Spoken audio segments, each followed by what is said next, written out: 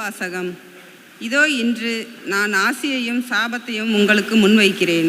இணைச்சட்ட நூலிலிருந்து வாசகம். அதிகாரம் 30, இறை முத்துக்கள் 15-20 முடிய.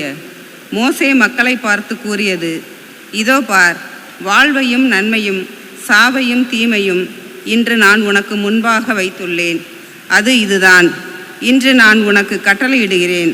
உன் கடவுளாகிய ஆண்டவர் மீது அன்பு பாராட்டு, அவரை பின்பற்றி அவரது வழியில் நட, அவரது கட்டளைகளையும் நியமங்களையும் முறைமைகளையும் கடைபிடி. அப்போது நீ வாழ்வாய், நீ பலுகுவாய். உன் உடைமையாக கொல்லப்போகும் நாட்டில் உன் கடவுளாகிய ஆண்டவர் உனக்கு ஆசி வழங்குவார். ஆனால் உனது உள்ளம் விலகிச் சென்று நீ செவிகொடாமல் கெட்டலைந்து வேறு தெய்வங்களை வணங்கி அவற்றுக்கு பணிவிடை புரிந்தால் இன்று நான் உனக்கு அறிக்கையிட்டு கூறுகிறேன், நீ நிச்சயம் அழிந்து போவாய். நீ உரிமையாக்கி கொள்ளுமாறு யோர்தானை கடந்து சென்றடையும் பூமியில் உன் வாழ்நாள் நீடித்திருக்காது.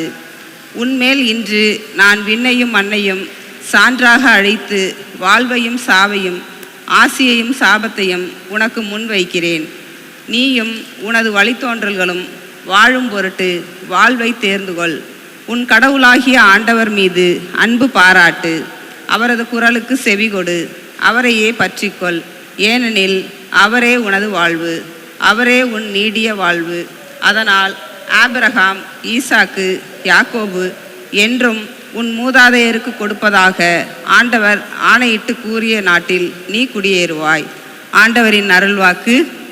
இறைவனுக்கு நன்றி.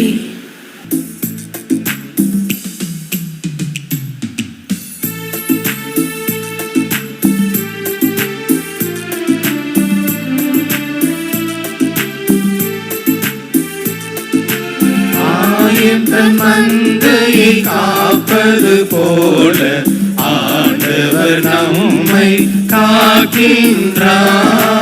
ஆயத்தன் மந்தையை காப்பது போல ஆண்டவர் நம்மை காக்கின்றார்.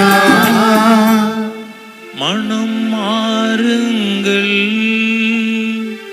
ஏனெனில் விண்ணரசு நெருங்கி வந்து விட்டது என்கிறார் ஆண்டவர். ஆயத்தன் மந்தையை காப்பது போல ஆண்டவர் நம்மை காக்கின்றார்.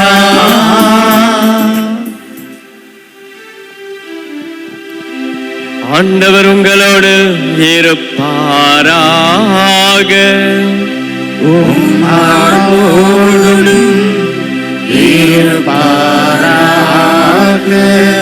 தூய லூக்கா எழுதிய நற்செய்தியிலிருந்து வாசகம். ஆண்டவரே மாட்சி உமக்கே. அக்காலத்தில் இயேசு தம் சீடரை நோக்கி, மானிட மகன் பலவாறு துன்பப்படவும் மூப்பர்கள், தலைமை குருக்கள், மறைநூல் அறிஞர்கள் ஆகியோரால் உதறி தள்ளப்பட்டு கொலை செய்யப்படவும் 3ஆம் நாளில் உயிருடன் எழுப்பப்படவும் வேண்டும் என்று சொன்னார். பின்பு அவர் அனைவரையும் நோக்கி கூறியது, என்னை பின்பற்ற விரும்பும் எவரும் தன்னலம் துறந்து தம் சிலுவைகளை நாள்தோறும் தூக்கி கொண்டு என்னை பின்பற்றட்டும். ஏனெனில் தம் உயிரை காத்து கொள்ள விரும்பும் எவரும் அதை இழந்து விடுகின்றார். என் பொருட்டு தம் உயிரை இழக்கும் எவரும் அதை காத்து கொள்கின்றார். ஒருவர் உலகம் முழுவதையும் தமதாக்கி கொண்டாலும் வாழ்வையே இழப்பாரெனில் அவருக்கு கிடைக்கும் பயன் என்ன?